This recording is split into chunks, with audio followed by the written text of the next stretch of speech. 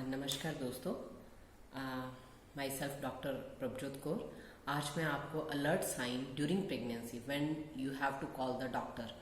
आपको कब डॉक्टर को बुलाना है, जब आपको अलर्ट साइन दिख रहे हों तब आपने डॉक्टर को बुलाना है, उसके बारे में बताने जा रही हूँ।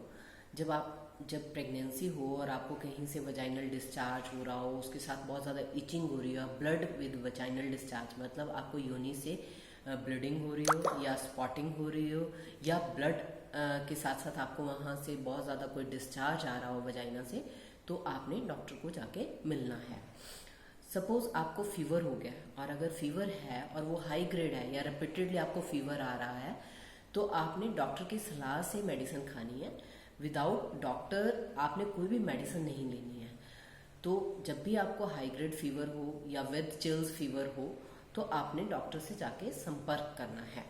बाय चांस आप काम करते करते पेट के बाहर नीचे गिर गई हैं, आपको चोट लग गई है, तो भी आप डॉक्टर से जाके मिलें। या आप स्लिप कर गई हैं, स्टेयर्स चढ़ते चढ़ते गिर गई हैं, तो आपको डॉक्टर को जाके मिलना चाहिए। अक्सर लेडीज़ को ये प्रॉब्लम रहती है कि लेग्स में क्रैम्प हो गया। ज़्यादातर नॉक्टर्नल क्रैम्प्स होते हैं, जिसे हम रात के टाइम पे क्रैम्प्स बोलते हैं लेग्स में, जहाँ एक्यूट पेन होता है, बहुत तेज़ दर्द होता है पेशेंट को, तो उस टाइम पे भी आपको डॉक्टर को जाके मिलना चाहिए।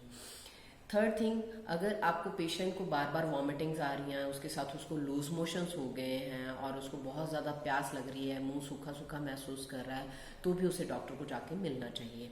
ये अलर्ट साइन है। इसमें कई बार क्या होता है, लूज मोशंस की वजह से यू कैन से और वॉमिटिंग्स की वजह से पानी कम होने के चांसेस होते हैं, जिसे हम डिहाइड्रेशन बोलते हैं। और समर के दिनों में तो ये बहुत ही कॉमन सी बात है।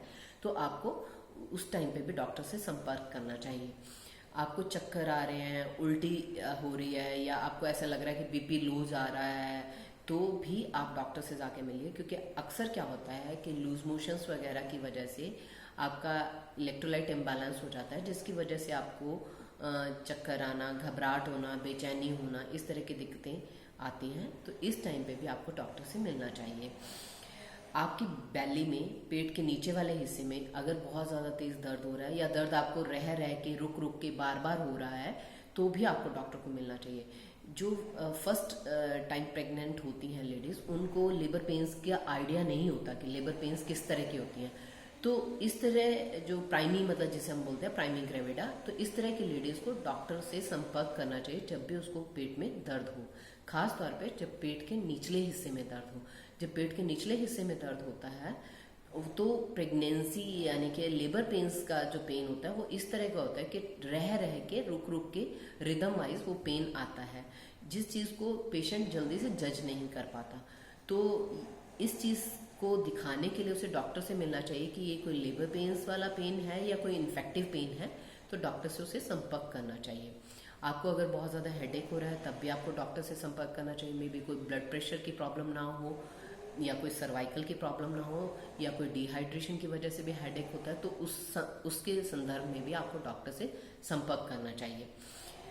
अगली चीज़ में जो आपको बताने जा रही हूँ, कई बार क्या होता है, खांसी होगी, बहुत ज़्यादा डिफ़िकल्टी होगी ब्रीदिंग में और चेस्ट में पेन होने लग गया, तो इस तरह की कंडीशन में भी आपको डॉक्टर से संपर्क करना चाहिए।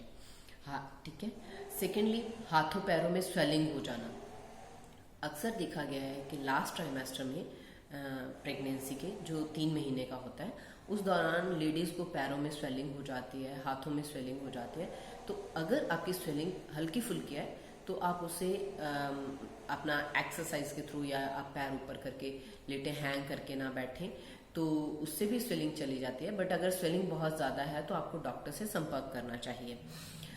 अगर आपकी विज़न ब्लर्ड हो रही है, जैसे मैंने आपको पहले भी बताया, डिहाइड्रेशन के दौरान ये इस तरह की दिक्कतें आती हैं, तो भी आपको डॉक्टर से मिलना चाहिए। और ख़ास तौर पे जब आपको लग रहा है कि 5 मंथ्स के बाद, मतलब you can say second trimester में, प्रेगनेंसी के सेकेंड ट्राइमेस्टर में लेडी को मूवमेंट्स महसूस होने लग जाती हैं, जैसे फिटल मूवमेंट्स। 20 हफ्ते के बाद उसको फिटल मूवमेंट्स महसूस होने लग जाती हैं। और जब लेडी को लगे कि मुझे फिटल मूवमेंट्स नहीं महसूस हो रही हैं, तो वो डॉक्टर से संपर्क करें। तो ये दोस्तों और सहेलियों, मैंने आपको अलर्ट साइन बताए हैं प्रेगनेंसी के, जब आपको डॉक्टर से मिलना चाहिए। अगर इनमें से आपको कोई भी साइन दिख रहा है या आ रहा है, तो आप डॉक्टर से ज़रूर संपर्क करें। धन्यवाद।